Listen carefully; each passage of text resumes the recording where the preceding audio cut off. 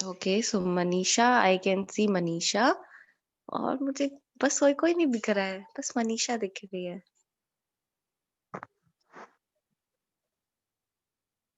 हाँ, कुणाल, करण, चलो अच्छी बात है, आगे बच्चे। ठीक है, सो कल हमने क्या क्या पढ़ा था बताइए मुझे। मैम कल हम हम्म। मैम कल हमने मैम हार्ट के पार्ट्स के बारे में पढ़ा था और मैम क्या कहते हैं पल्मोनरी वेन्स और आर्टरीज के बारे में पढ़ा था और हम्म कैपिलरी के बारे में पढ़ा था और हम्म। हार्ट के जो पार्ट्स होते हैं उनके बारे में जाना था कि वो क्या क्या वर्क करते हैं किस तरीके से। हाँ जी, वेरी गुड वेरी गुड। तो सबको याद है क्या क्या काम करते हैं हमारे हार्ट में, क्या क्या कंपोनेंट्स होते हैं और वो सब कैसे कैसे काम करते हैं, याद है सबको? समझ आया था कल का concept? Yes ma'am. Yellow pencil copy. अच्छी बात है। अगर सबको सब समझ आ गया था तो अब हम उससे आगे चलते हैं। Today we are going to, कल हमने हार्ट बीट तक शायद फिनिश कर लिया था। सो हार्ट बीट से जो नेक्स्ट टॉपिक है वो है आपका, I guess, excretory system.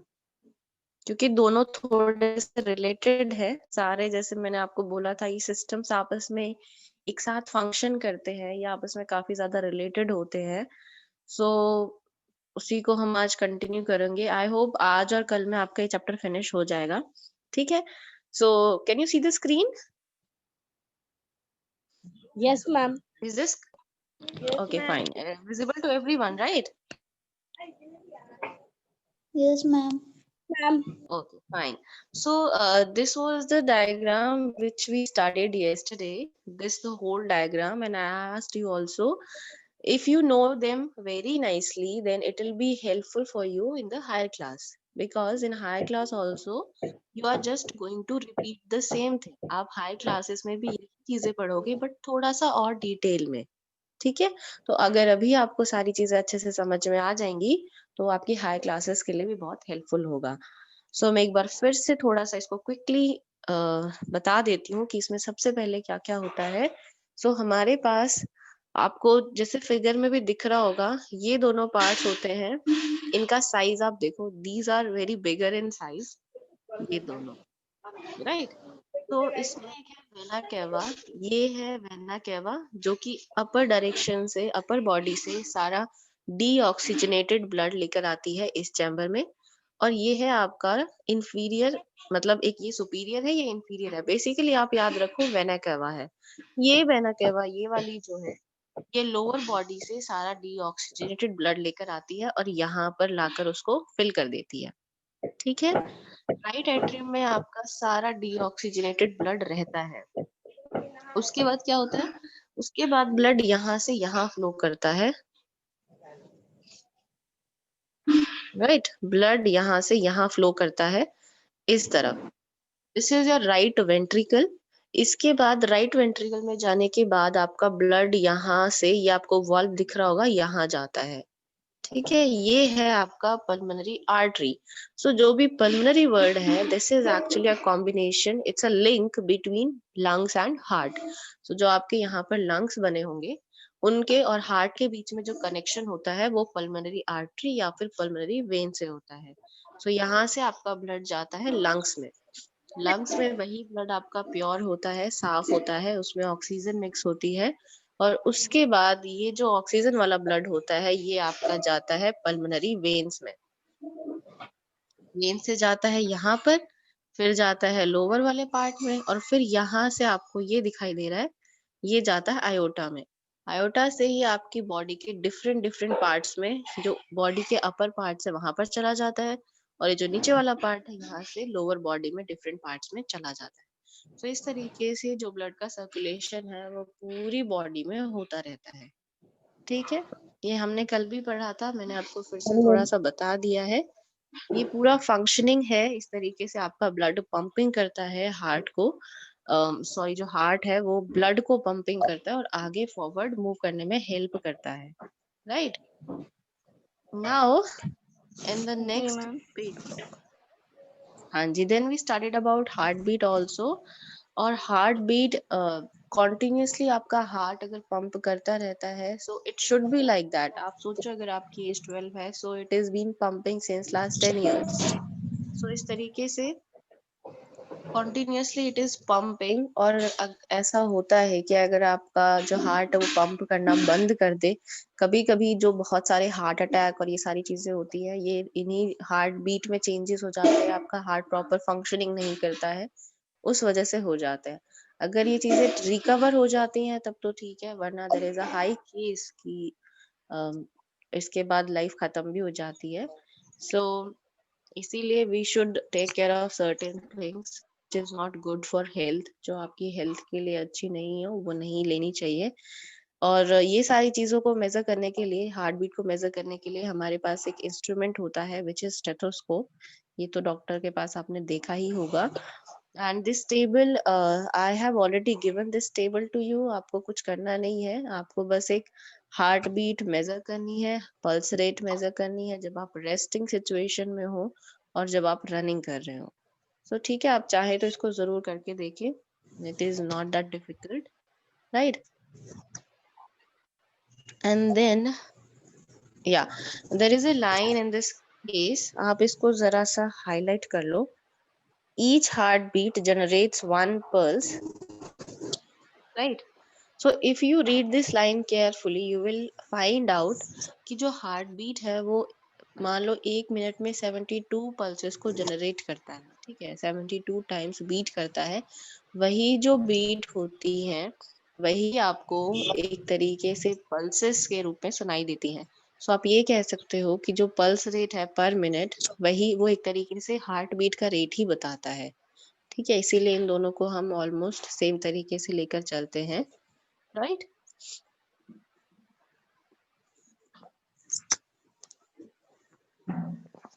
Yeah, okay.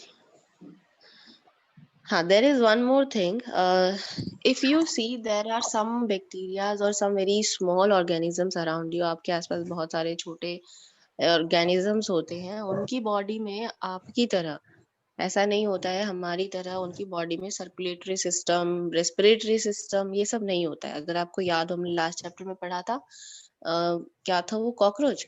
Cockroach के जो सिस्टम होते हैं यस वो मैम। रेस्पिरेटरी नहीं होता ट्रैकिया है, उसकी सिस्टम। बॉडी में ट्रैकिया सिस्टम होता है, पढ़ा होगा आपने, याद होगा। सो वो it's a kind of network. उस नेटवर्क से क्या होता है कि डायरेक्टली जो एयर है वो ब्रीदिंग इन ब्रीदिंग आउट होती रहती है डायरेक्टली स्किन के through. So they do not even need that, उनको रेस्पिरेटरी सिस्टम की जरूरत भी नहीं है। ऐसे ही आपके ये जो जैसे यहाँ पे एग्जांपल दिया हुआ है, स्पंजेस हो गए, हाइड्रा हो गए, ये भी कुछ एनिमल्स ऑर्गेनिजम्स हैं। इनको भी सर्कुलेटरी सिस्टम की जरूरत नहीं पड़ती है, because first of all they are very small, बहुत ही स्मॉल उनका साइज होता है। और हमारी उनके पास रेस्पिरेटरी सिस्टम भी नहीं होता है, तो जाहिर सी बात है ब्लड को सर्कुलेट करना, उसको प्योर करना, उसके लिए लंग्स भी होने चाहिए।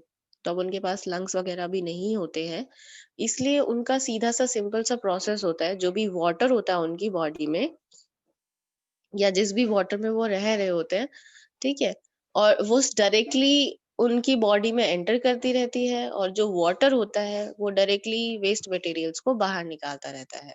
तो ऐसा नहीं है कि उन्हें ब्लड जैसे किसी चीज की जरूरत है, क्योंकि उनकी बॉडी इतनी स्मॉल होती है और उनके पास हमारी तरह बाकी सिस्टम्स नहीं होते हैं। तो इस वजह से अकेला सर्कुलेटरी सिस्टम तो कुछ कर नहीं पाएगा, इसलिए उनकी बॉडी में ये भी नहीं होता है।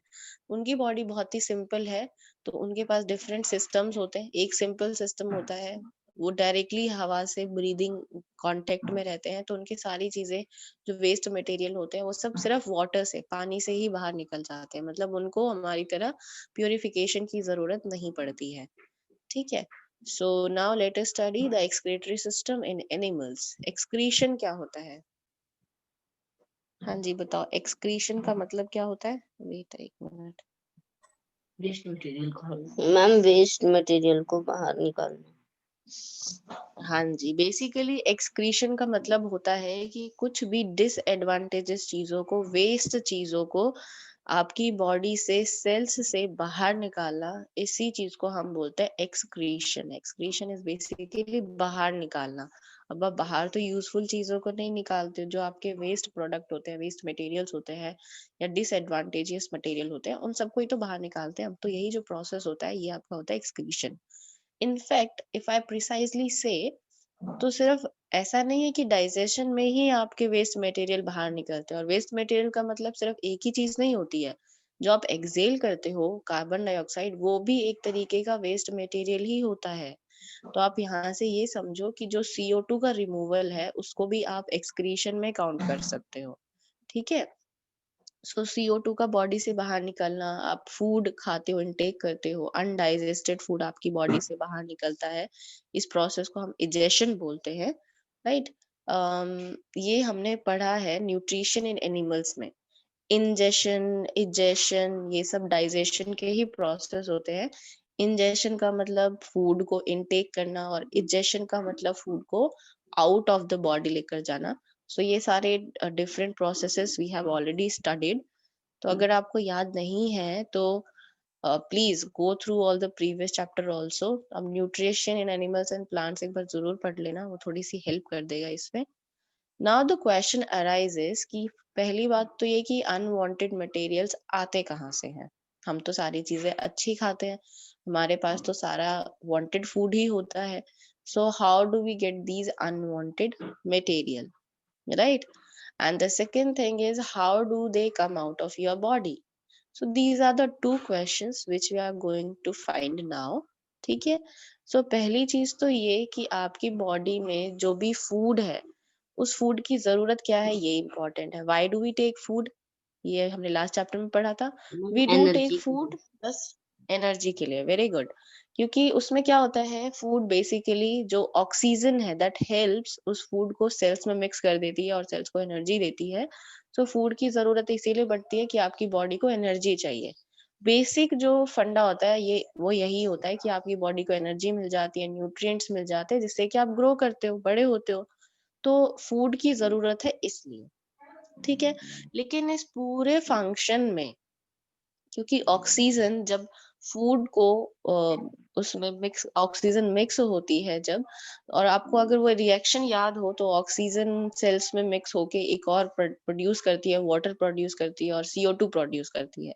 तो आप बेसिकली ये कह सकते हो कि जब भी फूड आपकी सेल्स के साथ मिक्स होता है तो हमेशा कुछ ना कुछ इस पूरे प्रोसेस में कुछ ना कुछ ऐसी डिसएडवांटेज वाली चीजें होती हैं, अनवांटेड चीजें होती हैं, जिनको हम वेस्ट मटेरियल कह देते हैं। ठीक है। अब क्योंकि ये जो मटेरियल्स होते हैं, सोचो अगर उनको बाहर आने के लिए स्पेस ना मिले, मान लो CO2 बाहर ही नहीं आ सकेगी, तो your body that will completely fill up with CO2, isn't it? आपकी पूरी बॉडी जो है वो सिर्फ कार्बन डाइऑक्साइड से भर जाएगी, and that is not a very good material. आप डायरेक्ट उसको इनहेल भी नहीं कर सकते हो। सो इसका मतलब ये है कि इनका बाहर निकलना भी बहुत ज्यादा जरूरी है, क्योंकि ये थोड़े से टॉक्सिक मटेरियल होते हैं, उनका बॉडी से बाहर जाना ही चाहिए। ठीक है। सो ये जो प्रोसेस होता है जिसमें ये सारे waste material like unwanted food, undigested food और CO2, ये सब आपकी बॉडी से जब बाहर जाते हैं तो इस प्रोसेस को हम बोलते हैं एक्सक्रीशन, राइट। सो मैं यहाँ पर लिख देती हूँ, the process of removal of waste product in the cells of the living organisms is called excretion. अब जैसे सर्कुलेशन था बॉडी में, ब्लड का ट्रांसपोर्टेशन था, लेकिन उस सिस्टम को हम क्या बोलते थे, सर्कुलेटरी सिस्टम, राइट। जैसे बॉडी में ट्रांसपिरेशन होता है, लेकिन उसके लिए हमारे पास एक सिस्टम होता है, बहुत सारे पार्ट्स होते हैं जिसको हम रेस्पिरेटरी सिस्टम बोलते हैं।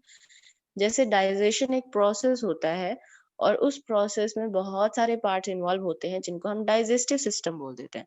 सेम उसी तरीके से एक्सक्रीशन भी एक प्रोसेस है जिसमें बॉडी से अनवांटेड मटेरियल बाहर निकल जाते हैं, और इसमें भी बहुत सारे बॉडी पार्ट्स हेल्प करते हैं। तो ये सारे पार्ट्स मिलके बनाते हैं एक्सक्रीटरी सिस्टम। ठीक है। All the parts which are involved in this process are excretory. They are creating excretory system. ठीक है। यहाँ तक सबको समझ आ गया? No questions, right? Yes ma'am. Yes ma'am. Yes, ma'am. चलिए ये तो अच्छी बात है। Next we are going to study excretory system in humans. Humans मतलब हमारे अंदर एक्सक्रीटरी सिस्टम क्या है और वो किस तरीके से काम करता है।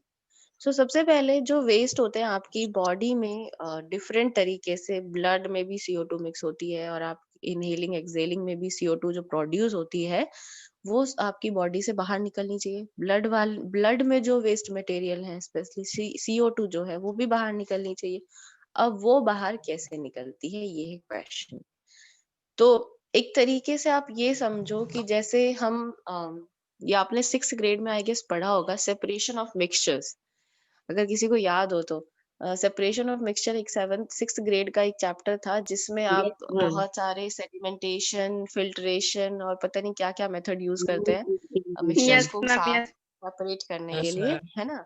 ये कुछ इस तरीके का ही प्रोसेस है कि आपके ब्लड में काफी सारी चीजें मिक्स हैं, वेस्ट मटेरियल्स भी हैं, उनको सेपरेट करने के लिए we need a kind of filter. हमें एक तरीके से एक फिल्टर की जरूरत होती है और उसी फिल्टर को हम कह देते हैं किडनी। ठीक है। ये जो फिल्ट्रेशन का काम होता है ये होता है किडनी। किडनी में बेसिकली बहुत सारी छोटी छोटी थिन ट्यूब्स होती हैं, कैपिलरीज होती हैं और वो सारी कैपिलरीज ब्लड को छानने का काम करती हैं, ये आप कह सकते हो। किडनी इज द फिल्ट्रेशन और इट्स अ ऑर्गन। ये कह सकते हो it's a part of your body, it's a part of excretory system which help in the filtration of the blood, right. These are called kidneys. आपको पता है सबकी body में 2 किडनीज होती हैं फॉर द प्रॉपर फंक्शनिंग, एक पूरा अच्छे से काम करने के लिए। कभी कभी ऐसा भी होता है कि पता नहीं उसमें बहुत सारे रीजंस होते हैं कि आप प्रॉपरली हेल्दी नहीं हो या फिर कुछ प्रॉब्लम्स हैं या फिर बहुत बार किडनी स्टोन्स हो जाते हैं जिसकी वजह से आपकी किडनी काम करना बंद कर देती है। ऐसी चीजें भी सिचुएशन भी आ जाती हैं। इन दोज केसेस ऑल्सो एक किडनी से भी ऑलमोस्ट काम चला लेते हैं।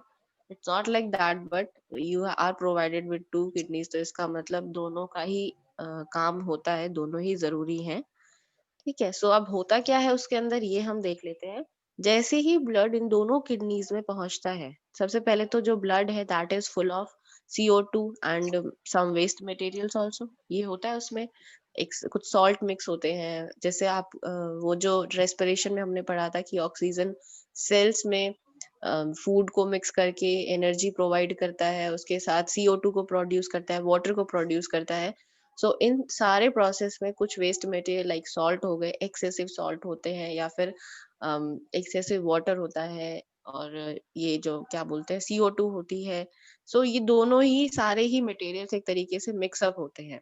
ये वो वाला केस है जब आप वेना केवा से सारे पार्ट्स को आप लंग्स में लेकर जाते हो उसको ऑक्सीजनेट करने के लिए, उसको फुल ऑफ ऑक्सीजन करने के लिए। अब क्या होता है कि जैसे ही किडनी में ब्लड जाता है वैसे क्या होता है कि जो भी उसमें यूजफुल सब्सटेंसेस हैं वो तो आपकी बॉडी में वापस एब्जॉर्ब हो जाते हैं, राइट। जैसे हाँ, एक और इम्पोर्टेंट बात कि जो CO2 का रिमूवल है उसके लिए तो हमारे पास लंग्स है, ठीक है, ये आपको पता है। और एक्सक्रीटरी सिस्टम और ये जो किडनी वगैरह है ये स्पेसिफिक चीजों के लिए है, जैसे कि सॉल्ट हो गया, यूरिन हो गया। आपको पता है कि ब्लड में it's a high amount of water also. जो एक्सेसिव वाटर होता है दैट इज यूरिन, वही होता है, right. It means that excessive urine that has to be separate from the blood. उसको ब्लड से सेपरेट करने की जरूरत तो है ना।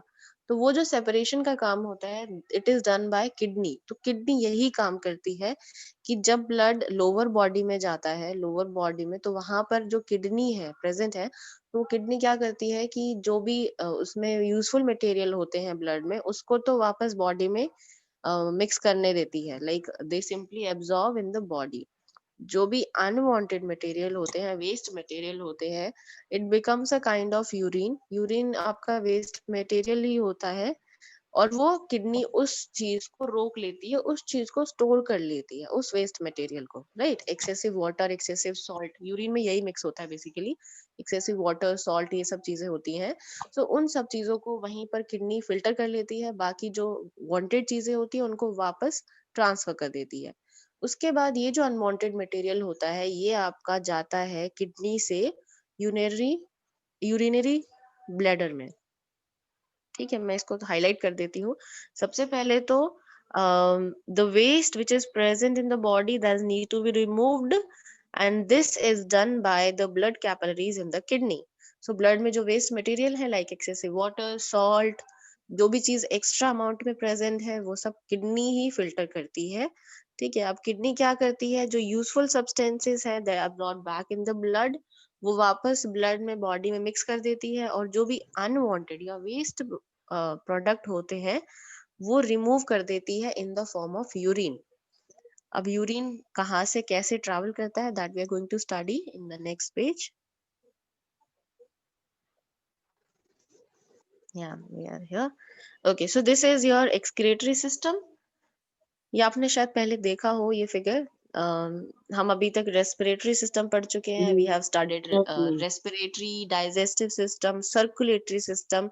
Now this is the fourth system which is again very very helpful for the proper functioning of your body। आप सोचो अगर ये सारी चीजें, वाटर आपकी बॉडी से निकले ही ना, सॉल्ट जो एक्सेसिव सॉल्ट होते हैं वो आपकी बॉडी से निकले ही ना, तो you can imagine the situation will be worst.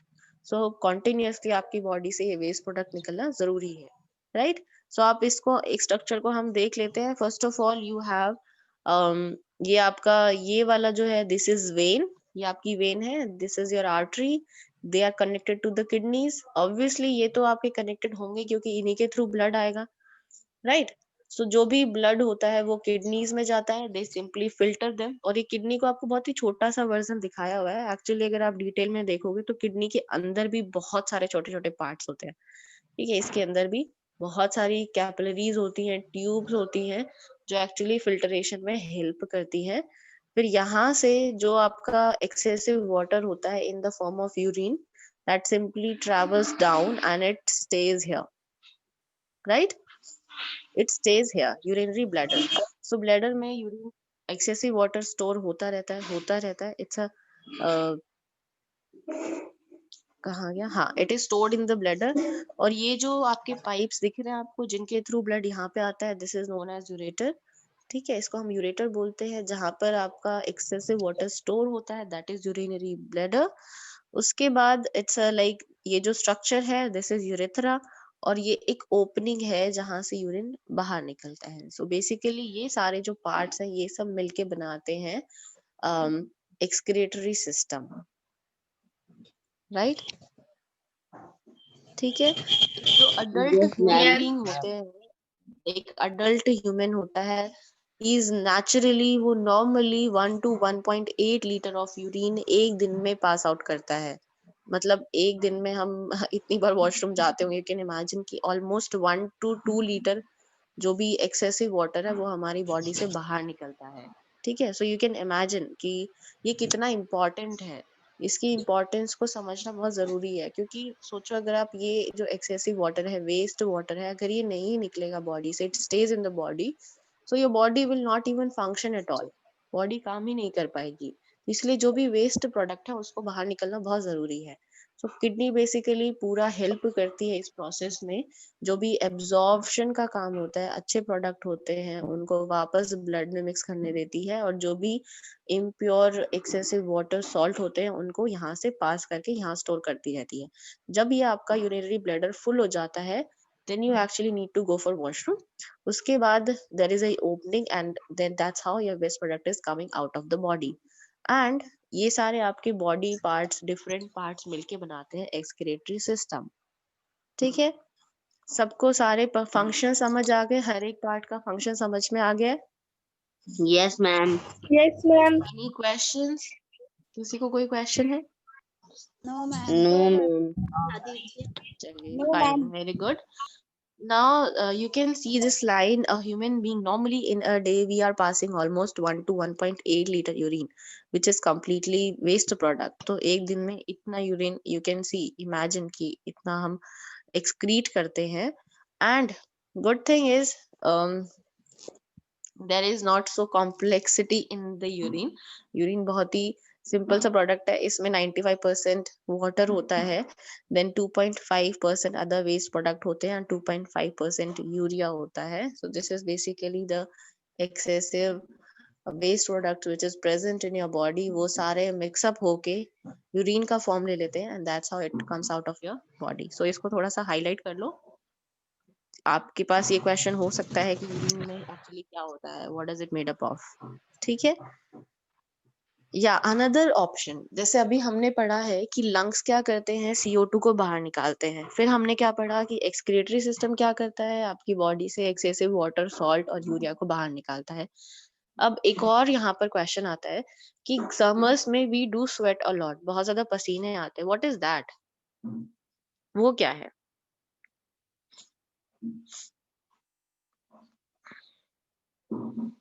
हाँ जी, वो क्या होता है? एक्चुअली जो स्वेटनिंग होती है, it is also a kind of removal of waste ma'am product, आप सॉल्ट इसको भी वजह कह से सकते होता हो. है। हाँ जी, बिल्कुल. जो स्वेटनिंग होती है, it is a mix up of water and salt. अब ये सोचो कि गर्मियों में ही ऐसा क्यों होता है, why in summers only. So basically in summers we are intaking a lot amount of water, बहुत ज्यादा पानी हम पीते हैं एज कम्पेयर टू विंटर्स. ये तो सबको ही पता है. तो जितना ज्यादा हम पानी पिएंगे, सोचो उस उतने ज्यादा पानी को बाहर भी तो निकलना पड़ेगा ना, क्योंकि हमारी बॉडी की तो एक लिमिट है, रिक्वायरमेंट है, उतनी ही हमारे पास रहेगा, उतनी ही अमाउंट में हमारी बॉडी में एब्जॉर्ब्ड रहेगा. जो भी एक्सेसिव वाटर होगा उसको तो बाहर निकलना ही है. So there are two option. First in the form of urine, और सेकंड ऑप्शन जो समर्स में हमारे पास एक्स्ट्रा ऑप्शन होता है, दैट इज स्वेटनिंग. सो स्वेटनिंग एक पसीने की फॉर्म में जो एक्सेसिव वाटर होता है वो बॉडी से बाहर निकलता रहता है, एक्सेसिव सॉल्ट होता है वो आपकी बॉडी से बाहर निकलते रहते हैं. सो या that's how this is another form of excretion, you can say, right. And एक और इम्पोर्टेंट फंक्शन होता है स्वेटनिंग का, which you can, you must have heard of that, evaporation. अगर आपने सुना है उसके बारे में तो आपने ये चीज कभी फील की होगी, रियलाइज की होगी कि व्हेन यू आर लिटरली स्वेटनिंग, आप बहुत ज्यादा खेल कर आए हो, पसीने आ रहे हैं, then you standing under the fan, so you start feeling coldness, आपको बहुत ही अच्छी ठंडक वाली फील आती है. होता है ऐसा, specially when you are sweating. Ma'am तो उस प्रोसेस में क्या होता है, हाँ जी, वो स्पेसिफिकली उसी टाइम होता है. अगर पसीने नहीं आ रहे होंगे ना तो आपको उतनी ठंडक फील नहीं होगी. But if you are sweating and then you stay under the fan, then you will literally feel कि हाँ, it's a cooling effect.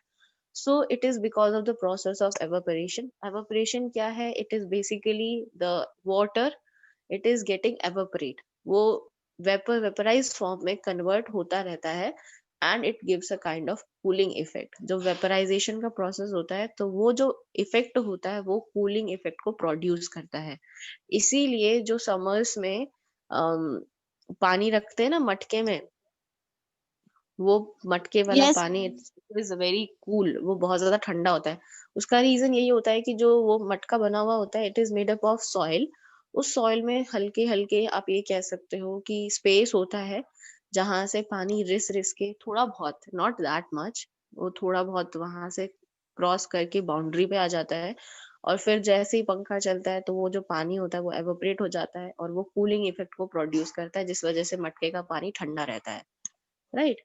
So this is another functioning. आप ये कह सकते हो कि एक और काम भी है स्वेटनिंग का. सिर्फ यही नहीं है कि वो आपकी बॉडी से वेस्ट प्रोडक्ट को बाहर निकाले, इसके अलावा एक और काम भी है कि वो आपकी बॉडी को कूलिंग इफेक्ट भी देता है. और यही एक रीजन आप समझ सकते हो कि ये विंटर्स में ये सब चीजें नहीं होती हैं. विंटर्स में कोई स्वेटनिंग नहीं होती है. उसका रीजन ये है क्योंकि हम पानी बहुत कम पीते हैं, तो एक्सेसिव वाटर नहीं होगा तो स्वेटनिंग कहाँ से होगी. और secondly, we do not need to feel that coldness, हमें ठंडक भी नहीं चाहिए होती है. So that could be another reason कि हाँ, हमें स्वेटिंग नहीं होती है इन विंटर्स, राइट. ठीक है, सबको समझ आ गए ये सारे concept? Any questions? No ma'am.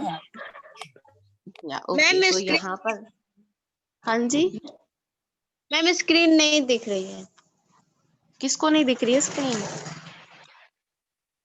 Screen नहीं दिख रही है? मैम मुझे मन बाकी सबको दिख रही है स्क्रीन? नो मैम, आधा आधा मैम दिख रही है मैम. अरे आधा आधा ही दिखेगा ना, मैंने आधा ही लिखा है, आधा ही इसको जूम किया हुआ है, इतना ही दिखेगा. तो ये तो मत कहो आधा दिख रहा है. ठीक है. सो इसको प्लीज हाईलाइट कर लेना कि why does it happen that the earthen pot, मटका, it when you keep it in the summer, it gives a cool water. It works like a cooler. एक कूलर की तरह काम करता है, कूल फ्रिज की तरह एक आपको ठंडा पानी मिलता है. उसका रीजन यही है, एवोपरेशन. ठीक है. अब यहाँ पे यस आपको, मैम। हाँ, यहाँ पर आपको एक ये थोड़ा सा ये दिया हुआ है. हाँ, कभी कभी क्या होता है, जैसे मैंने आपको अभी थोड़ी देर पहले इसके बारे में थोड़ा सा हिंट दिया था कि जो किडनी है वो प्रॉपर तरीके से फंक्शनिंग नहीं करती है. ठीक है, कभी कभी ऐसा हो जाता है, किडनी स्टोन्स फेलियर हो जाते हैं किसी ना किसी तरीके से. तो इससे क्या होता है कि आपकी किडनी जो कि वेस्ट प्रोडक्ट को बाहर निकालती है, एक्सेसिव वाटर सॉल्ट यूरिया को बाहर निकालती है, वो नहीं कर पाती है.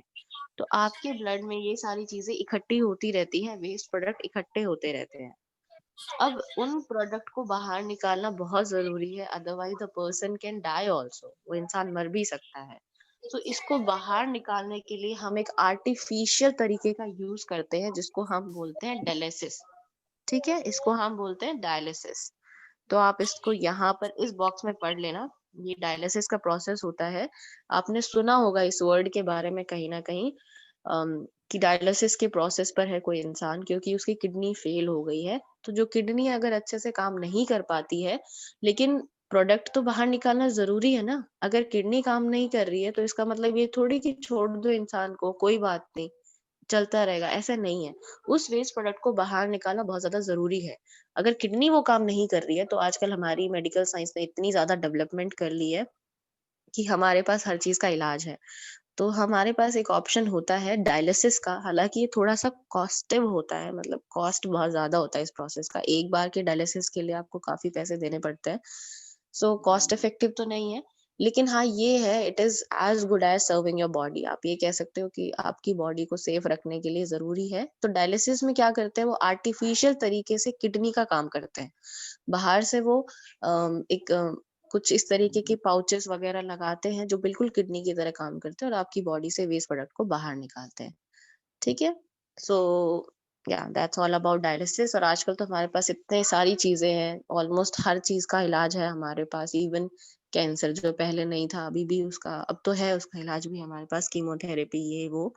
सो ये सब वर्ड्स आप सुनते हो कहीं ना कहीं मूवीज में या टीवीज में, तो सुनते हो तो उस पर थोड़ा सा ध्यान दिया करो कि इसका मतलब क्या होता है, और why do we need that, right? So yeah, that's all about the dialysis process and the excretion in human body. Let us move on to the next part, which is, I guess, about plants. Yeah, transportation of water and minerals in your plants. If you remember, when I started this chapter, I gave you the idea कि plants में भी two types of tissues होते हैं, just like us. हमारी body में भी different types of systems होते हैं. ऐसे ही प्लांट्स में भी आपको पता है कि कॉन्टिन्यूसली सारी लीव्स तक पानी जाता है, मिनरल्स जाते हैं. और फिर आपको ये भी पता है कि ट्रांसपिरेशन भी होता है, फोटोसिंथेसिस भी होता है. तो मतलब आप ये समझ सकते हो, जैसे हमारे पास बहुत सारे प्रोसेसेस हैं, वैसे ही प्लांट्स के पास भी बहुत सारे प्रोसेस होते हैं करने को. उनकी बॉडी में ट्रांसपोर्ट का सिस्टम चल रहा होता है. That's how they grow, because this is very important process to grow up. तो जो प्लांट्स हैं वो ग्रो कैसे करते हैं, जब तक उनके हर एक पार्ट तक, every single part of the plant, जब तक वहां पर सारे मिनरल्स वाटर नहीं पहुंचेंगे, तब तक वो ग्रो कैसे करेंगे. तो ये जो ट्रांसपोर्ट हो पाता है वाटर का, मिनरल्स का, वो पॉसिबल होता है because of the tissues which is present in the plant. Those tissues are xylem and phloem. ठीक है, ये दो टिश्यूज होते हैं प्लांट में. जाइलम होता है और फ्लोएम होता है, जो कि ट्रांसपोर्टेशन में हेल्प करता है in the case of plants. ठीक है. अब यहाँ पे जो इम्पोर्टेंट बातें हैं वो मैं आपको बता देती हूँ. या plants they making food by the process of photosynthesis, ये सबको पता है. वो वाटर, CO2 और सनलाइट, ये सारी चीजों को इनटेक करते हैं, and then they produce O2, oxygen produce करते हैं, राइट. सो वहां पे वाटर प्रेजेंट होना चाहिए, CO2 प्रेजेंट होना चाहिए, तभी फोटोसिंथेसिस का प्रोसेस हो सकता है. ऐसे ही जो फूड का ब्रेक डाउन होता है आपके सेल्स में, जो लास्ट चैप्टर में हमने पढ़ा था, उससे एनर्जी मिलती है. सेम यही चीजें प्लांट में भी होनी चाहिए. ठीक है, वहां पर भी फूड का ब्रेक डाउन होना चाहिए, जो मिनरल्स है वो ब्रेक होने चाहिए, आपके प्लांट के डिफरेंट पार्ट्स तक पहुंचने चाहिए, अब क्वेश्चन है कि ट्रांसपोर्टेशन होता कैसे है। तो प्लांट क्या करते हैं, रूट से, जैसे आपको यहाँ पर फिगर में दिखाया हुआ है, ठीक है, ये है आपके जाइलम वेसल्स, यहाँ पर आप देखो ये है xylem vessels and this is the root hair, और ये आपको एरो दिख रहा होगा, यहाँ से वाटर ऐसे ऐसे ऐसे ऐसे यहाँ तक पहुंचता है, ठीक है। तो जो प्लांट्स हैं वो वाटर और मिनरल्स को कैसे अब्सॉर्ब करते हैं, बाय द रूट। रूट से ही वो सारी जो भी मिनरल्स हैं, वाटर है, उसको एब्सॉर्ब करते हैं। हाँ, ये अलग बात है कि इसके बाद चीजें थोड़ी सी डिवाइड हो जाती हैं। So let us see how does that happen. Yes, you can see here, यहाँ पे आपको दिख रहा होगा, इन्होंने एक बहुत अच्छे से डायग्राम बनाकर दिखाया हुआ है। Transport of water and minerals in, यहाँ पर आपको दिखाया हुआ सेक्शन ऑफ रूट, ये एक रूट दिखाया हुआ है, और ये पूरे ट्री में दिखाया हुआ है, पूरे ट्री का प्रोसेस दिखाया हुआ है कि ट्रांसपोर्टेशन कैसे होता है। तो आप देख सकते हो मिनरल्स, वाटर ऐसे ऐसे ऐसे ऐसे अंदर जाते हैं, और फिर जो ये एक्सेसिव अमाउंट ऑफ वाटर है और या जो अनवांटेड है वो इस तरीके से वापस वापस जाके नीचे रूट्स में मिक्स हो जाता है, ठीक है। और रूट्स का एक बेनिफिट ये होता है, क्योंकि ये देखो आपका पेड़ बिल्कुल स्ट्रेट है, तो ट्री इज कंप्लीटली स्ट्रेट, लेकिन जो रूट्स हैं वो डिफरेंट डायरेक्शंस में फैले हुए होते हैं। आप सोच सकते हो ऐसा क्यों होता होगा। मैम पेड़ को सीधा खड़ा रखने के लिए। हाँ, बिल्कुल बिल्कुल सही बात है, वो बिल्कुल बेसिक आपने आंसर दिया है, करेक्ट। एक तो फर्स्ट इसके बहुत सारे रूट्स जो हैं, it's basically very helpful in the constant standing of your tree. Other than that, in the case of transportation also they are very helpful, क्योंकि ये इतने सारे डिफरेंट रूट्स हैं, तो हर एक रूट से सेम यही प्रोसेस हर एक रूट में होता है। तो आप सोच सकते हो कि रूट्स एक तरीके से बहुत ज्यादा एरिया को बढ़ा देते हैं, सो दैट ज्यादा से ज्यादा मिनरल्स और वाटर एक साथ एंटर कर सके, ठीक है। तो रूट्स ज्यादा होने का एक ये भी फायदा है, क्योंकि वो सॉइल और जो भी वाटर है उसके डायरेक्ट कांटेक्ट में है इनसाइड द ग्राउंड, सो